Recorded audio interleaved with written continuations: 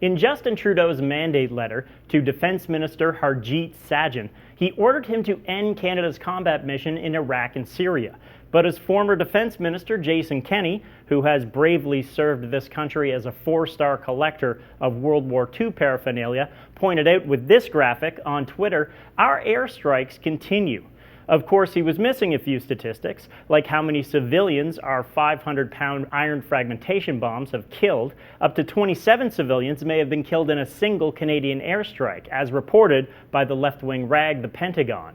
They also reported that Canada's military lawyers said that there are no obligations for the Canadian Armed Forces to conduct an investigation of the incident. We're peacekeepers, not record keepers. So there's no obligation to the families of those civilians, but we do feel an obligation to the American government, who started this perpetual war in 2003, and to the Kurds and Iraqi security forces, who have been accused of unlawful killings, abductions, and revenge attacks against civilians, and to our noble allies in Saudi Arabia, who are indiscriminately bombing civilians in Yemen and also arming a group that includes Al-Qaeda.